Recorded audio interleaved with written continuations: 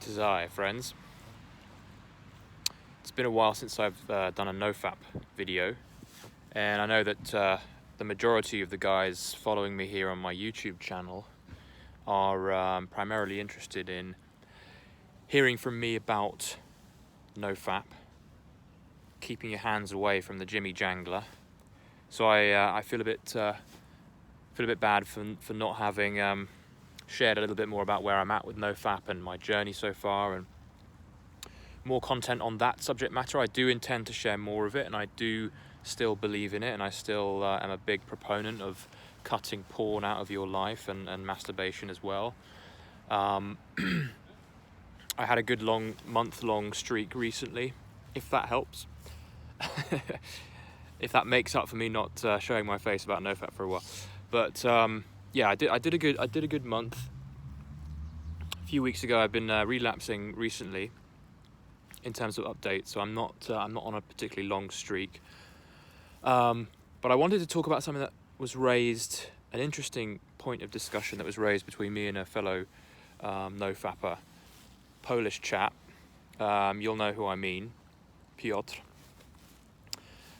We were talking about the power of NoFap and everything around why it's valuable, why it's important for a modern masculine male to take on NoFap, to at least cut out porn, and the over sugary indulgent stimulation that porn brings, and the lack of life that comes out of including it in your life. An interesting talking point was, and I can feel my self-consciousness levels raising as I sit here in public, people walking past, but hey, who gives a shit?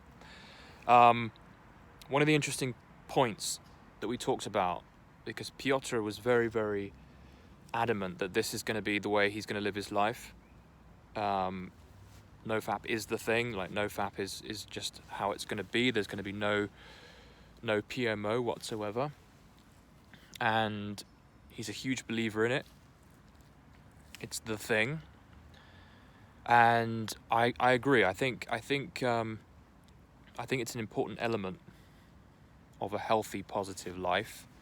And actually, that's just the way it should have been. That's the way we've always lived. This is, pornography is a relatively new feature of society. If we're looking back over the millennia that humans have been on this planet, it marks a tiny phase in human history. And so our natural default state really should be to have no porn in our lives. The masturbation thing is questionable. But we've all seen, those of us who've been on any decent lengthed streak, we've seen the benefits. We've felt the physical benefits and the clarity that's come from this. So we know the power of it. But what I found important to bring out was that we've got to be careful, I think, about relying heavily on NoFap as our window into a good life, as our avenue to having a good life. Because what you're doing is you're relying on something external to you, something that isn't you, something that it's a particular habit that you're relying on to be happy in this case, right? Like this is the sense that I'm getting from a lot of people. I can only be happy if I'm on NoFap.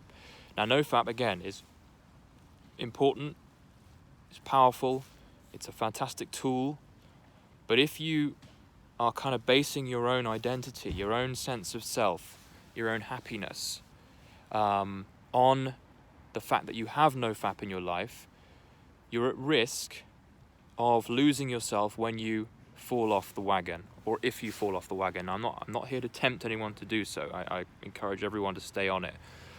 But as a point of discussion for this video, I thought it'd be important just to bring that up. Like, are you relying heavily on this thing to kind of be happy? Because the danger is that if you lose it, then suddenly you might find yourself on a day one again. And who are you? If everything was hinged on you being a NoFapper, and suddenly you don't have that anymore, you could very well spiral into a sense of despair, because you're gaining a sense of happiness from an external source. It's not from within, and this is something that we spoke about a fair amount was the importance of knowing that actually, whether you're fapping or not, there's always going to be a sense of internal initiation, a sense of internal confidence that's always there. It's your default is that you are already creative, already all-powerful, already the masculine man you know you are. It's all there. It's not something you need to grasp and find from somewhere else. And so in thinking of it in that sense, what that means is that you have access to your confidence, you have access to your power, you have access to your wisdom at all times, whether you're fapping or not. And I think it's important to raise this because of the danger of falling into the trap of, if I'm not fapping, then I'm worthless. That's not a good way of seeing it. Having said that, having now established this foundation, which is that we are inherently creative, inherently masculine, inherently confident, we have everything we need, we don't need to be fixed. We do not need to be fixed. We have a solid foundation now to turn this game of life into something magical, into something colourful, into something incredible.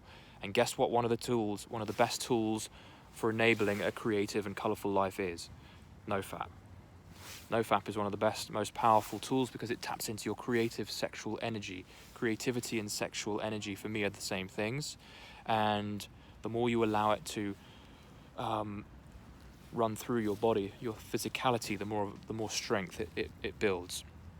So it's a fantastic tool, but if you lose it, I'm not encouraging you to relapse, but if you lose the streak, you don't lose yourself. Just know that. All you've done is you've lost that power. You've lost the ability to use that tool, and the accumulative effect of holding off NoFap is lost temporarily. But that's okay, because you're still you. You're still the best version of you, because the best version of you is your default. Okay. So just bear that in mind. This is a little note for Piotr, and it's obviously a reminder for myself to realize that we are already everything we need to be.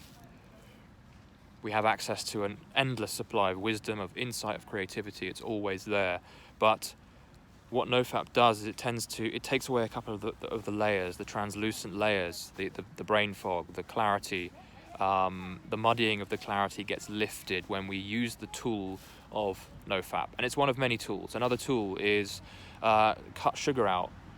Carbs and sugar are a great way, in the same way that that fapping is, a great source of short-term pleasure, but over the long term can be damaging and can get in the way of feeling truly alive and feeling in connectedness with what's already with us. So that's another way of seeing it. Like, we have this light within us, this pure energy, and when we allow pornography and degenerate filth into our lives, that light will be dimmed temporarily, as it will when we eat junk, as it will when we watch endless amounts of television, when we could be filling our minds with useful knowledge and being creative rather than being passive.